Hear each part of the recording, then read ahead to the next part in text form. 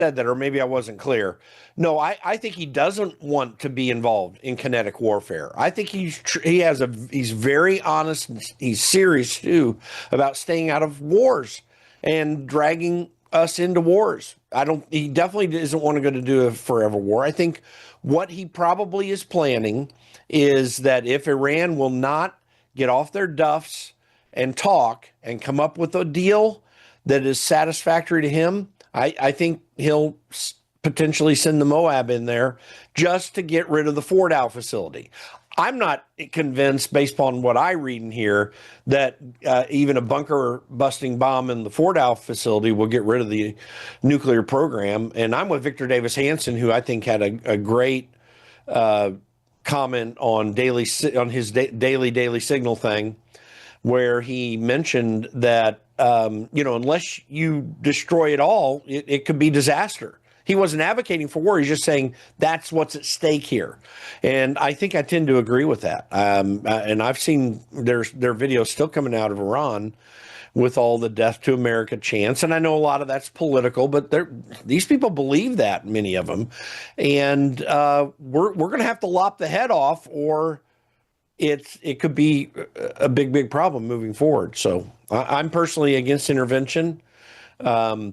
I'm going to trust Donald Trump to make the best decision, and I'm not certain how much I will scream about it if it happens, if any. But although I'd think about it, but this is my concern: is that we just end up going through the same Iraq and Afghanistan situation just one more time, if that happens, with worse results. If that happens, the midterms, the Republicans lose. I think that's probably true. It happened in 2006. When when people in America were getting really tired of the Iraq War. Now that was in Bush's second term. I think they're getting a little bit tired of him too.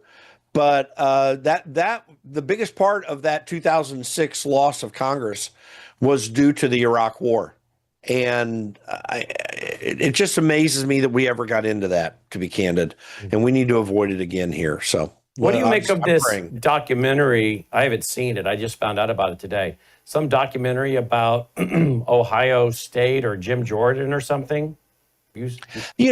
Listen, and I have some bias here. I know Jim. I worked closely with him when I was on Capitol Hill. I think he's one of the most tremendous men in Congress. This thing has been going on for years. There are people who are invested in destroying Jim Jordan, and there were things going on in the Ohio State program, but they were not related to Jim Jordan. This is an old, worn out, tired narrative that they keep bringing up against him. I don't believe it in any way. Is it a new documentary? Is that why it's popping up on sites now? Again? Is it a new documentary? Oh, I'm not sure if it is. I mean, I'm hearing it from you for the first time. It probably isn't a new one.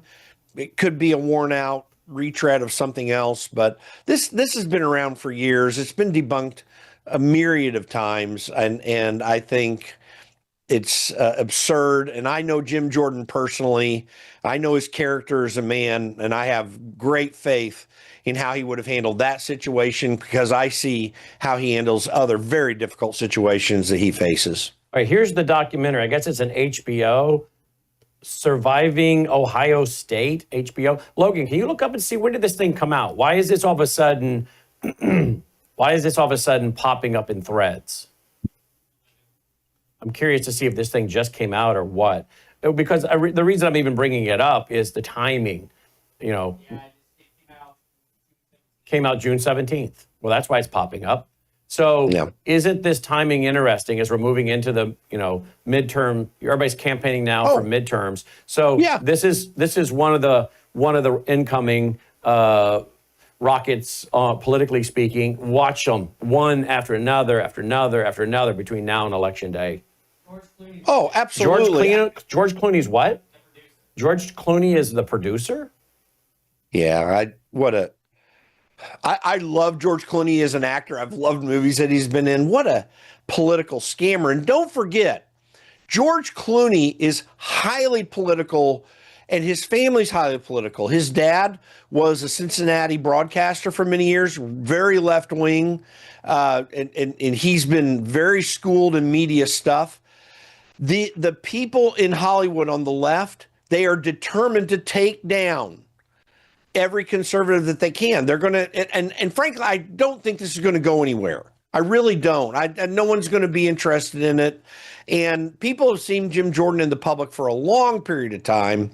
I just don't see it going anywhere. And it can only be lies. I'd have to be highly misjudging a man that I've worked very close with for it to be very true. And I know it's not. So it's there. But he's just got to deal with it. Well, it is unfortunate, right? If people are innocent, it is unfortunate that good name gets dragged through the mud for political reasons. But that's the way the game is played, isn't it? Which is why a lot of good people never get involved.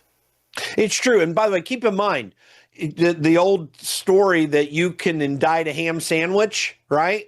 I mean, this is grand jury evidence. It's even lower threshold than grand jury evidence. When you have these documentaries, and I thought it was really great. I saw Scott Adams, the Dilbert creator, the other day. I saw him make the comment, which is quite true, that documentary is absolutely the lowest form of history. It really is. Not that they're useless and they don't have any place, but, to really dig into something, you need a bit more. Well, you definitely need to read about it. You need to look at more evidence than can even rationally be brought into a documentary. Mm-hmm. You talk about certain issues and there's something of a documentary format at the moment you're doing it, but you talk about it repeatedly and keep laying out the facts and all of these things that you've been talking about over a long period of time. All they have to do is look at what you've been saying with the people that you bring on, and you will get the truth. That's actually a much better form of it. But to sit down for 30 minutes or an hour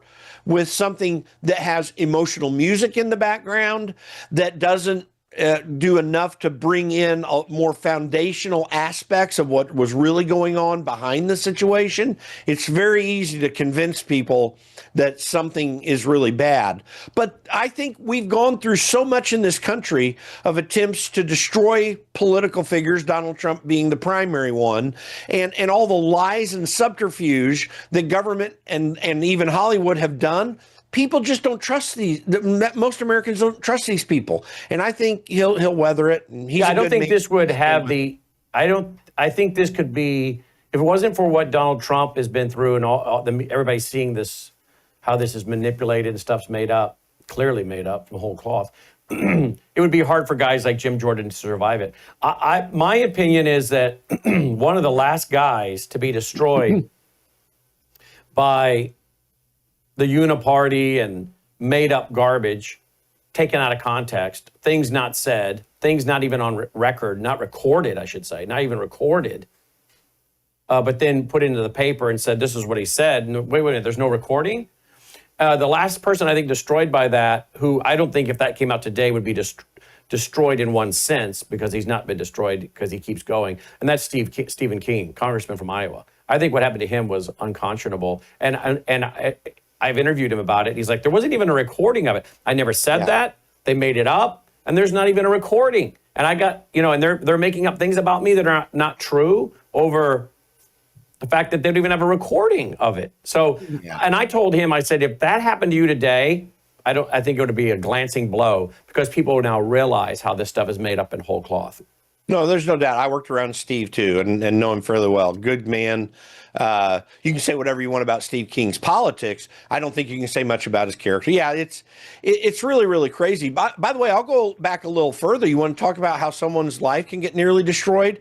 And I don't know if you're going to agree with this one, but I remember at the time when I first heard the Rod Blagojevich tapes. Oh, I agree with you. Yeah. So I know Rod, I remember at the time of it happening, and I didn't like Rod Blagojevich at the time. Right. He was a Democrat governor of Illinois. I didn't want to support him, but I listened to the tape and had worked in politics for a long time, and I was like, this is no different than discussions that are happening all day long every day. And I told Rod, I've told him personally, I said, the worst thing you did, the real crime on that was that you had a really foul mouth. Yeah. I think that was it. I think like when I heard that, I had a visceral reaction because of of the way he was just, it just seems so arrogant and all over the place. Yeah, it was, if he hadn't been doing all that, I don't think that would have had the same impact. Right. But I do now having maybe an emotional or a visceral reaction to all that language and everything, and the pounding of the chest and kind of vibrato. Now, when you calm down and you go back and you realize what was going on, you're like, they threw this man in federal prison for that many years over that? Well, and even more to the point, when you really dig into more of the facts outside of that audio tape, you realize that Obama was trying to put the fix in and trying to get his guy in the U.S. Senate for nefarious reasons, in my opinion. Like if there was any real quid pro quo taking place, it was in the Obama camp. It was not in Blagojevich. And I have found Rod to be a really honest dealer. And I don't agree with him, obviously, on every political issue, but he's a real straight up guy. And when you looked at it back then, you thought he was a straight up guy. My problem with him was his policies. The guy seemed pretty straight up. So this is how the game gets played. This is how, by the way, Chicago politics and the way that Chicago politics is done didn't used to have a foothold in the United States until Barack Obama became president. Mm-hmm. And a lot of this, not all of it, because politics is politics, but a lot of what we've seen in lawfare and these attacks on people, the way they happen these days, had its origins in the Obama administration, much more than we ever talk about on a regular basis. And someone should actually do some in-depth research on that and get more of that information out from an historical perspective, because he really destroyed so many things that were so good about this country, even in the midst of the obvious corruption of politics in general. So he not only divided the country with his cultural Marxist race baiting and all that stuff, he destroyed a set of rules that were at least agreed upon between R's and D's prior to his coming in. Yeah, well, I'm not, and there are always some kind of unspoken rules between people in politics. I can't say that I'm so into that or even trying to keep that going. The one unspoken and spoken rule that does need to be in politics is the expectation that you strive for some degree of moral behavior. Obviously, in politics, you're never going to get a lot of that because there's so many corrupting influences in it. But if you don't have an expectation from the public and amongst politicians that some moral behavior is necessary, then you have these breakdowns. Mm-hmm. We did a decent job of that in this country for most of our history. Even when you hear, like anyone that's seen the Lincoln movie with Daniel Day-Lewis playing him, and some of the corrupting things of people coming in and wanting patronage and all that sort of thing, and all that's very, very bad. But when you look at how it plays out today, that was bad as far as it goes. It's much worse now. There also was some expectation that rules of the game be followed and that you figure out how to do things the right way and definitely have seek for the right outcome. Not perfect. Politics, as Ronald Reagan rightly said, is the world's second oldest profession, and it has many of the characteristics of the oldest one, and that is very true. Yeah. But we used to do it a bit better, or at least differently bad, than we do it after Barack Obama. Mm-hmm. Okay, here's a fun note. Take a look at this. President Trump is, I guess, putting his lasting mark on the West Wing. And what was the Rose Garden, it still will have roses, I think brought in by Jackie Kennedy, but it won't be a grassy, sloppy mess on days where it rained and now the sun's out, but it's still a sloppy mess and you can't do anything out there for a couple of days till it dries up. And he wants to have receptions and different things. I don't know. It sounds like they're not even going to be putting a roof over this thing so they can have a big patio. I don't know. Maybe there's not a roof going, but it kind of sounds like it. Look at this. I doubt they'll put a roof on it, but maybe that's in the plan. But certainly to be able to do more out there, it's always a really interesting photo op and opportunity to do something interesting, at the White House. So I'm good for. Listen, it's kind of nice to see Donald Trump. And Melania has something to do with this as well, too, to kind of bring some character back into how the White House rolls around. So. Mm-hmm. I'm ambivalent, but I think it's a net positive. Yeah. Well, the liberals are going nuts over it and whatnot. Some of them. Yeah. Listen, then this is the thing. This bothers me with Republicans too. The liberals going nuts over it is just finding a way to be against Donald Trump, right? We didn't always do that. That's one thing we didn't always do in our politics, and maybe unspoken rule or whatever you want to call it. But it wasn't. I'm looking for every gotcha moment that I can have. We used to actually do a much better job of taking a look at policies and things we do and say, do we rationally need to do this? The arguments used to be, again, hearkening back to the Lincoln movie, you have the characterization of Mary Todd Lincoln having an argument with congressmen coming in for a reception over how she was spending money in the White House, like that. And they'd have those back and forth things. And they actually used to keep the books in Congress and look at them. How is it that we've gone away from where those might be the most serious discussions we have? Well, the reason we have is because we have expanded government authority and power and influence in our lives so amazingly that now, the only way to break it up is self-destruction or personal, destruction and motives over things that really aren't nearly as important as, say, Stacey Abrams getting $2 billion from the EPA and other people in the EPA throwing gold bars out of the Titanic, as they call it, to give to these groups that are going to start riots. That's where our problem is. And, there you go. Let's see, what else do we got here? I think I got something else. Marjorie Taylor Greene, here we go. She just retweeted that. Zero border crossings, says President Trump in his Truth Social post. For the month for Trump versus 60,000 for sleepy, crooked Joe Biden, a man who lost the 2020 presidential election by a landslide. He lost by a landslide. Biden was grossly incompetent, and the 2020 election was a total fraud. The evidence is massive and overwhelming. A special prosecutor must be appointed. This cannot be allowed to happen again in the United States of America. Let the work begin. What this crooked man and his corrupt cronies have done to our country in 4 years is grossly indescribable. Make America great again. I agree.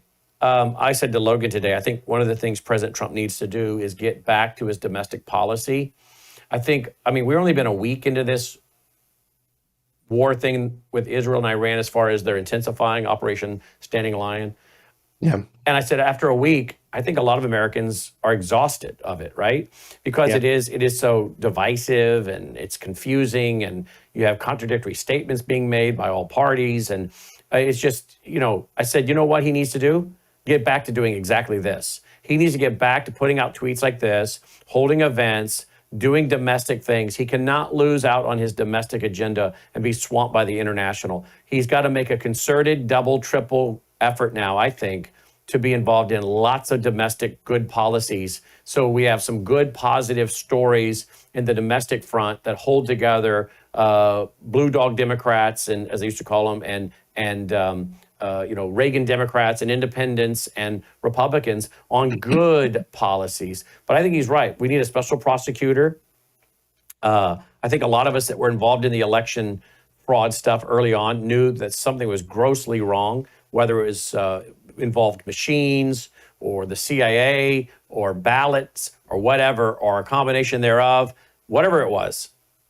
We all knew there was something that was not right, that the guy that was campaigning from his basement could win that much. And then you have all these people winning down ticket, but Biden wins, they choose Biden, but then Republicans pick up down tickets. None of it made sense. And then you had more people voting than there were voters in certain districts and counties and states.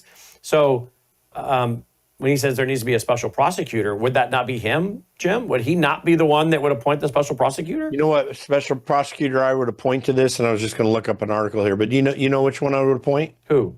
Pam Bondi. Just do your damn job. Sorry. Listen, here's my problem. So as Attorney General, she should be the special prosecutor. Well, no, she should just be the prosecutor. That's my point. Like, you don't need a special prosecutor. Just do it. I mean, that's a very good point. ostensible reason for doing a special prosecutor is that you want to, since he had a stake in that election, you want to make sure that he doesn't go against his political opponents. Okay, we've already thrown that off the table. Forget all that consideration. That doesn't even matter anymore. What we need is real prosecutions, real things happening. I was on an X Space last night, and I mentioned to people, I said, if I had to choose between an investigation into what Kash Patel released on the CCP and dumping ballots and driver's licenses into the country and the Epstein files, if I had to choose between the release of either of that information to the public, but by the way, that CCP stuff's not released to the public. He released it to Chuck Grassley. Well, fine, but I don't know that I give a flip about whether a congressman's going to look at it. I want to look at it.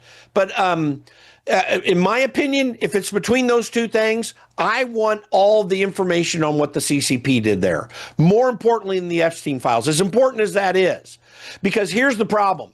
6,000 years of recorded human history proves the radical corruption of mankind. You're going to find out a lot of corruption in a lot of people, and it's going to come in as much force with the Epstein files and at other times with other circumstances. So we can deal with that. What we cannot live with is our elections not being valid. And we need to prosecute everybody that was involved with this. When I was turning to the side, and maybe if Logan has a quick opportunity to find it, there's a Time Magazine article from 2021 that outlines how the U.S. Chamber of Commerce and major unions were working with each other to take down Donald Trump. The U.S. Chamber of Commerce, ostensibly more conservative, Republican-leaning organization, was working with unions to take down Donald Trump. Interestingly, in Washington, D.C., the buildings where some of the major unions are almost across the street from the Chamber of Commerce. That's one thing. Secondly, Neil Bradley was the guy from the Chamber who was really strongly involved in that process. Neil Bradley was Eric Cantor's chief of staff.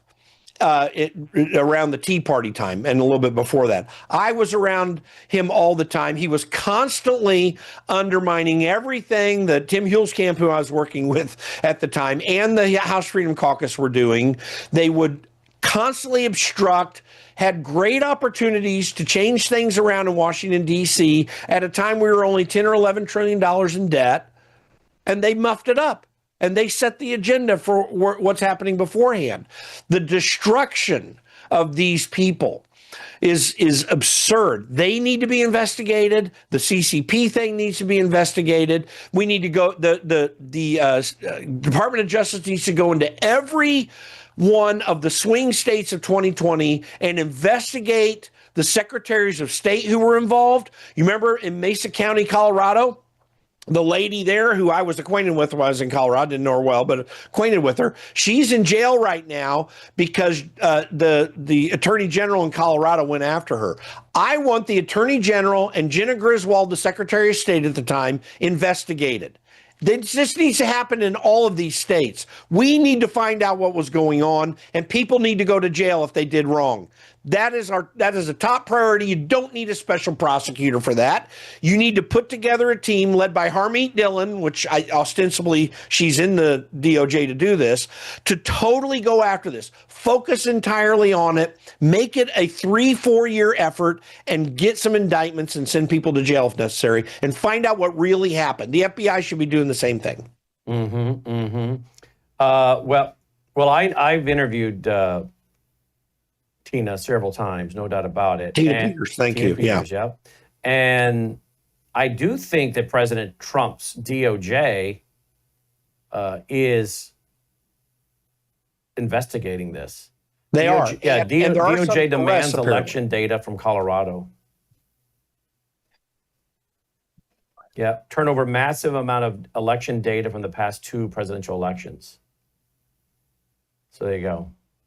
I mean, it's a scam. Mm-hmm. Yep. And poor Tina, I think Tina got caught up in something and was maybe given some bad advice somewhere along the way. She was doing her duty. By the way, the Time She magazine was. article. She was. I don't think what the issue is that she wasn't doing her duty. I think the issue was some things she did that she was suggested that she do that she probably shouldn't have done that would have given her a cleaner path. Oh, goodness. And some Democrat doing the same thing would get a total pass on it. In other words, what I saw in that thing, you can say that she did a couple things wrong. She wasn't wrong to keep the data. No, There's she nothing wasn't. illegal about No, that. in fact, One there of was the great things. there was Let some me kind make of this law. point. One of the biggest problems with the 2020 election is you had secretaries of state everywhere saying, no, you can't have access to the data. One of the problems with Dominion is that it's proprietary data. You can't inspect it. I'm not saying Dominion stole the election. I have no idea about that one. But what I am saying is when you cannot inspect things, you can't expect people to have confidence in an election where Joe Biden gets so many votes. It's weird. And he breaks all the statistical analyses, which is not proof that something happened. It just causes concern and doubt in people. And the best way to fix that is have everything be wide open. Tina Peters was trying to make sure it would be wide open so people could see it. And it was easy not to send her to jail for attempting that. That's what I'm saying. Her motives in trying to figure out how to inspect things are far superior than the Phil Weiser and Jenna Griswold's desire to send her to jail. Well, I think she also had some legal authority to back up the system. She did. And Colorado's a home rule state. So the state government doesn't run the counties in Colorado, although they pass a lot of legislation that says that. It's a home rule state.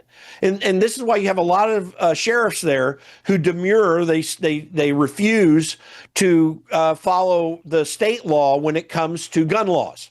They have some precedent to do that. So Tina Peters is the same thing as a county clerk there. It's a home rule state. She runs that county. Jenna Griswold doesn't. Another subject before we run out of time here. Look at this. IDF chief says Israelis must prepare for prolonged campaign against Iran. So this is not going to be as fast as everybody thought. But you know what? No. That's exactly what Michael Yon said last week to us. War always grows bigger than you expect, lasts longer than you expect, and costs more in price of bodily harm and damage and infrastructure and financially than you expect. And rarely gives you the outcome you desire. It's right. That's exactly right. That's the final point. That's exactly right. So overall, this has been a very bad deal, a bad move. And again, we have evidence that Iran has had the bomb since 2015. So I'd like to know why the urgency to bomb somebody so they don't get the bomb when the evidence is they've had the bomb since 2015. Yeah. Yeah, I mean, I have that same question. As much as I don't want us to go in and be involved in regime change operations in Iran, which requires full military effort, I also don't want to go around and tell countries what they ought to do. Like, we just need to stay the freak out of this stuff, right? That's what Donald Trump is on record saying over and over and over. Yeah, absolutely. And he needs to stick with it. His instincts are right. Or it's going to be a George H. Bush, read my lips, no new taxes, I'm afraid. And one of the greatest crimes of George W. Bush is his policy of preemption. And I think it is a crime because he says, well, Saddam Hussein was really bad. And by the way, we proved WMDs, we got to kill him. That's dumb. That's it. Jim Path. Thank you, Jim. You guys take care.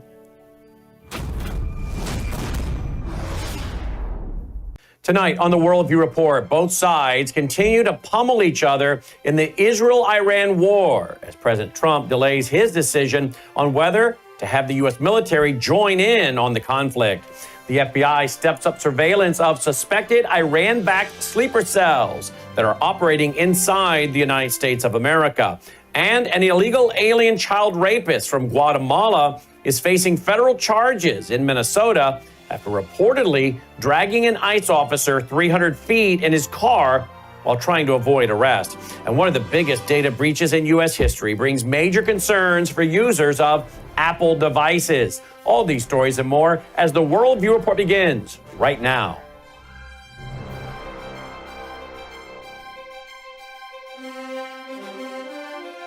This is Worldview Report with host Brandon House. Whether it is news from the nation's capital or your state capital,